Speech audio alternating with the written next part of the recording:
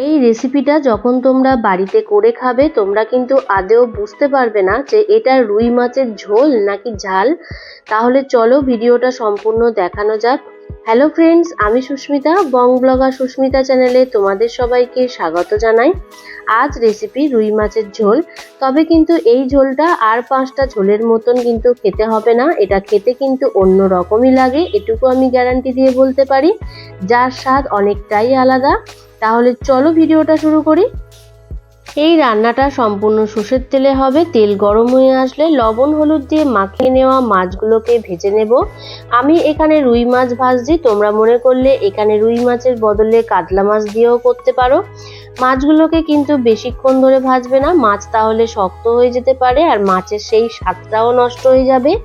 একই তেলের মধ্যে লম্বা করে কেটে নেওয়া পটল ভেজে নেব। এই পটলগুলো কিন্তু ভালোভাবে ভেজে নিতে হবে।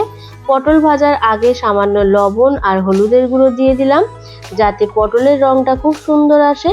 এখানে পটল ভাজা হয়ে গিয়েছে, পটলগুলোকে তুলে নিচ্ছি। তোমরা নিশ্চয়ই বুঝতে পারছো আমি পটলগুলোকে কিন্তু খুব বেশিক্ষণ ধরে ভাজিনি। আবারও একই তেলের মধ্যে লম্বা করে কেটে নেওয়া আলু ভেজে নেব। আর আলু ভাজার সময় এখানে তেমন কিছুই দেব না, শুধু সামান্য একটু লবণ দিয়েই আলুটা ভাজবো। আলুটা যখন দেখবে যে হালকা একটু লাল লাল হয়ে এসছে, আর বেশি ভাজার দরকার নেই, সেই সময় ছোট ছোট করে কেটে রাখা টমেটো কুচি অ্যাড করে দেব। টমেটো দিয়ে আবারও একটু নাড়াচাড়া করে নিয়ে ভেজে নেব। যেহেতু টমেটোটা সামান্য শক্ত থাকে, তাই জন্য গ্যাসের ফ্লেমটাকে লো করে দিয়ে ভালোভাবে ভেজে নেওয়ার পর এখানে 1 চামচ মতন কালো জিরে অ্যাড করে দিলাম। কালো জিরেটা দিয়ে আবারও ভালোভাবে নাড়াচাড়া করে নেব। আর তোমরা এই রেসিপিতে কিন্তু কালো জিরেটাই অ্যাড করবে। তারপরে এখানে আদা আর কাঁচা লঙ্কার পেস্টটা দিয়ে ভালোভাবে কষিয়ে নিতে হবে, যাতে আদার আর কাঁচা লঙ্কার কোনো রকমভাবে কাঁচা গন্ধ না আসে। লো ফ্লেমে ভালোভাবে কষানো হয়ে যাওয়ার পর যখন দেখবে সাইড থেকে হালকা হালকা তেল বেরিয়ে আসছে, সেই সময় কিন্তু একটু ঢাকা দিয়ে দেব প্রায় মিনিট 4 জন্য। তারপরে একটা মশলা দেব, হলুদের গুঁড়ো, কাশ্মীরের চিলি পাউডার, জিরের গুঁড়ো আর ধনের গুঁড়ো।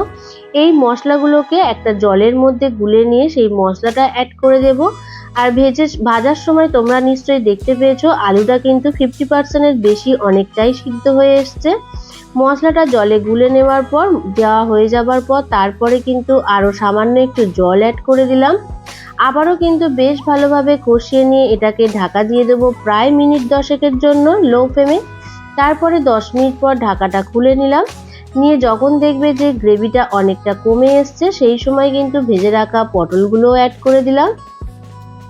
পটলগুলো দিয়ে আবারও ভালোভাবে কষিয়ে নিতে হবে। আর যখন দেখবে রঙের অনেকটা পরিবর্তন হয়ে এসছে, সেই সময় আর কষানোর কোনো প্রয়োজন নেই, ঈষৎ উষ্ণ জল অ্যাড করে দিলেই হবে।